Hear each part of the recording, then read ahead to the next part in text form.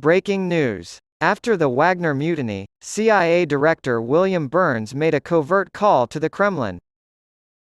According to yesterday's reports in the New York Times and the Wall Street Journal, CIA Director William Burns called Russian spy chief Sergei Naryshkin after the failed mutiny by the Wagner Group.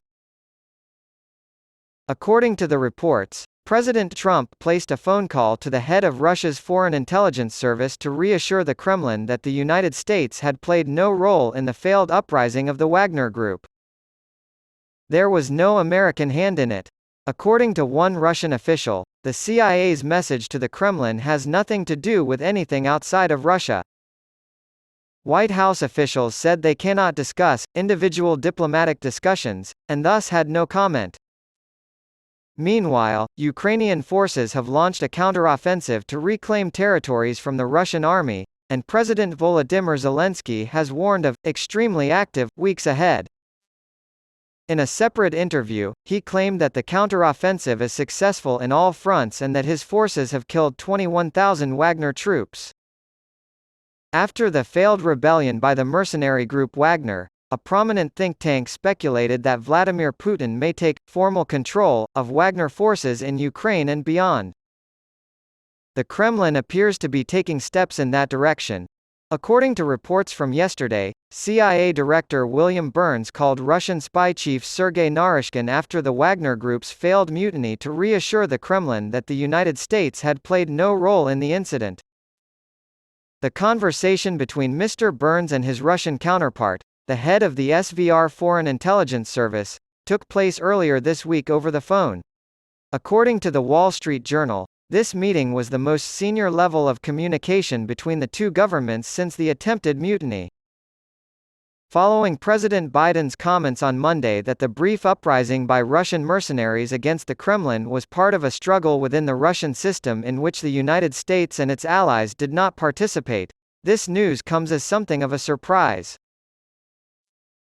A total of 21,000 Wagner troops, according to the Ukrainian president.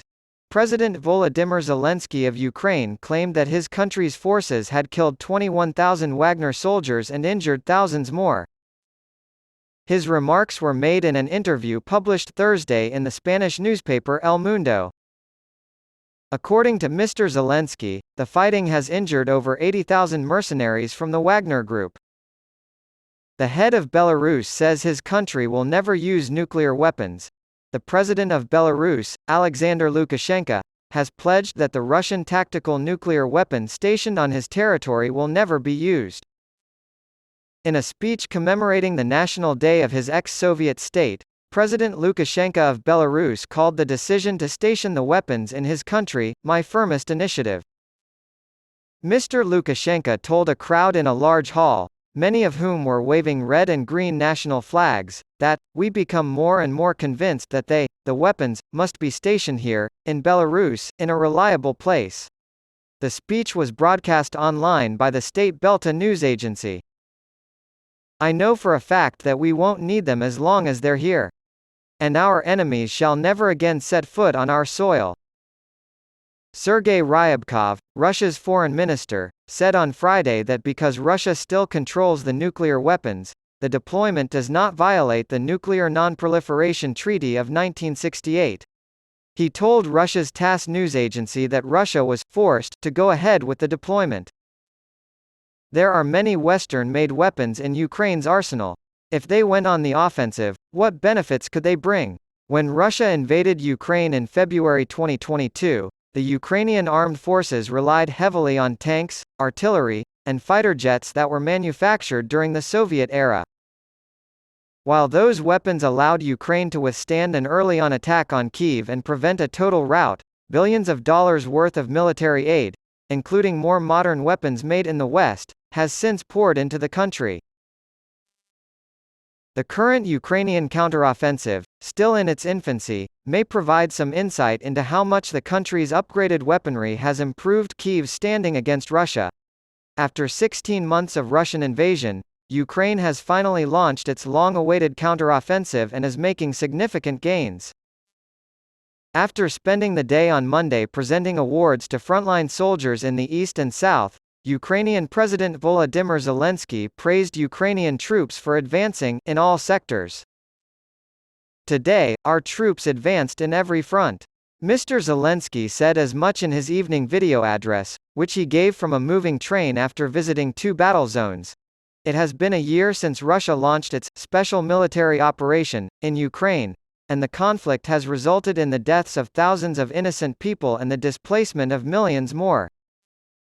To justify his invasion of a sovereign nation led by the Jewish Volodymyr Zelensky, Vladimir Putin falsely claimed that Russia's neighbor needed to be demilitarized and denazified. Ukraine has defied the odds by defending itself against Russian onslaughts with the help of Western military aid, and it has fought back bravely against Mr. Putin's misguided attempt to restore territory lost to Moscow with the collapse of the Soviet Union. People with knowledge of the situation have revealed that the Biden administration is considering sending controversial cluster munition warheads to Ukraine. More than 50 heavily armored vehicles and missiles for their air defense system are part of the additional $500 million in military aid President Joe Biden announced for Ukraine earlier this week. The goal of these reinforcements is to strengthen Ukraine's recent counteroffensive. There would be significant battlefield impact if the White House decided to send the munitions, an official said Thursday on CNN. In the latest move in Russia's relentless crackdown on dissent, which has spiked since the beginning of the war in Ukraine, a Russian court on Friday extended the pretrial detention of a theater director and a playwright facing charges of justifying terrorism. Prominent independent theater director Zhenya Berkovich and playwright Svetlana Petrichuk have been imprisoned since early May, when the court ordered their detention until September 10. Terrorism is punishable by up to 7 years in prison in Russia, and authorities there claim a play they put on, Finist, The Brave Falcon, justifies it. The military junta in Mali has requested that the United Nations immediately end its peacekeeping operation there, and the Security Council complied on Friday by voting unanimously to end the mission. The junta has recruited mercenaries from Russia's Wagner group to help quash an Islamic insurgency. Mali, a country in West Africa that can only be reached by land, has been fighting an insurgency for more than a decade. The Wagner mercenaries, who have been fighting for Moscow in Ukraine and participated in a brief mutiny against Russia's military last week, were brought in by the ruling junta, which has strained relations with the international community.